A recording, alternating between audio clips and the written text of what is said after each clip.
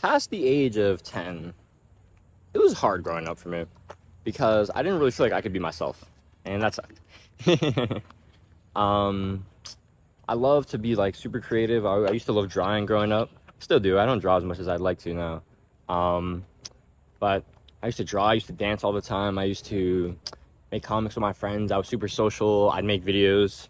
Um, yeah, but I'd go outside. I was always outside. I would love to go to the park and stuff and have fun, and, like run around and do crazy shit and jump off shit. I used to be lit, right?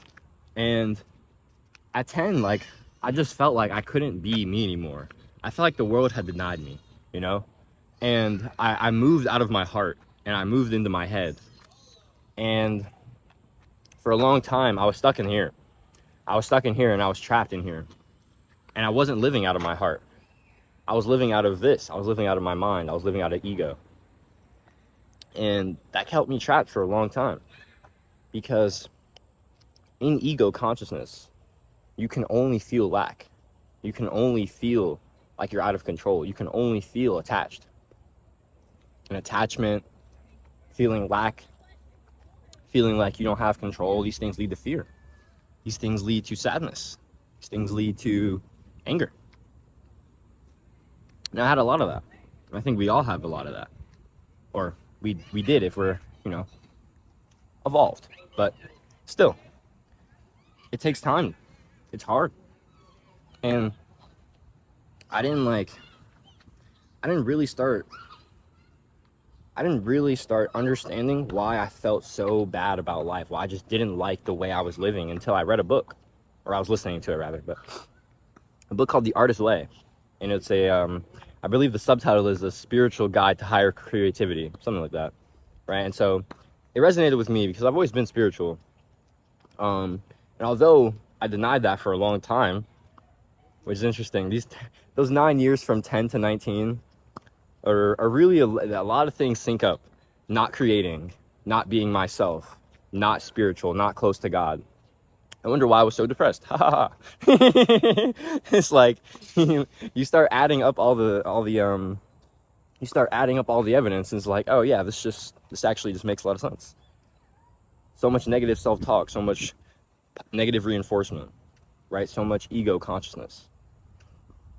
But once I started shifting closer into the heart chakra, once I started shifting from here, from the mind, to here, into my heart, when I started embodying the mind-spirit connection, when I started embodying the masculine and feminine, after healing relationships with my parents, with my grandparents, like, it took work, guys. Like, it took introspection, it took education to even know what introspection to look for, to even know what steps to look for, to even know how to take the steps.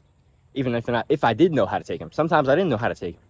But most times I did, and I just wasn't willing to because I was so scared. But the thing is, like, you're always going to be scared because the ego doesn't want you to shift closer into the heart. The ego is about separation. The heart is about unity. And so the ego loses power when you shift into the heart. That is why it wants to be scared. That's why it wants to run. That's why it chooses fear. But you can't choose fear. You have to choose love.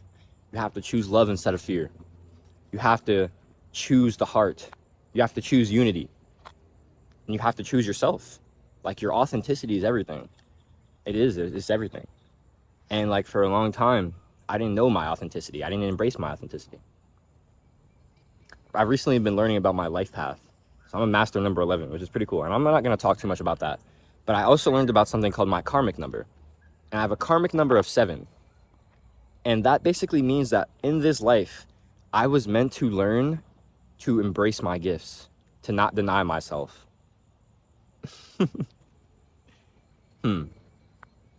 So many synchronicities. I wonder why. It's because all is mind. The law of mentalism. We are all living in this universe of consciousness, this mental mind of God. And the thing is, like, we're all just fractals of God. Like, it's like, if Source was an abundant ocean, we are just droplets of this ocean, individual expressions of Source, experiencing itself through the lens of itself. Pretty cool. And when you see that, like, you are here, you are an individual, but you are one as well. When you see duality, but you embrace non-duality, everything starts making more sense. When you understand that there is some kind of separation, but we are really all one. It is the integration of the ego, the diluting of the ego. And constant choosing of love is how you do that. Constant choosing of courage is how you do that. The difference between the people who did it and the people who didn't is that they just had the courage to move. They just chose to move despite the fear. It's not that they weren't scared, they were. They just acted anyway. You can act anyway. And once you start acting anyway, once you start choosing love, regardless of how people might receive you, guys, like, you're gonna start winning. I was thinking about making a video called you should want to lose views, or you should want to lose subscribers. And like, it's cool because like, I like losing subs because that means that you sub to me maybe after like a video of mine that did popular or something. You subbed after like a video, and then you saw another one and you're like, oh no, I don't mess with this guy. Lit. That means you're not my people. Get them out. I don't want you. Ruthless authenticity. We not here for everybody. Simple. Not everybody is your people. Simple. And that's okay. But you cannot let the fact that your message won't be received by everybody to stop you from giving it to the people that it will be received by. And trust me, that is a curse that you do not want to live with. I did that for a long time. And now I'm like, fuck it. Whoever doesn't receive it, don't fucking receive it. Is what it is. This message is for the people that God needed to hear it. Who am I to deny that?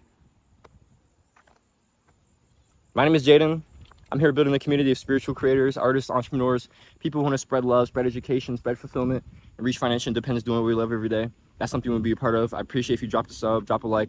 Let's keep growing our spiritual tribe. And if you want to activate your next level in spiritual entrepreneurship, go click on that top link in the description. Come join my free community.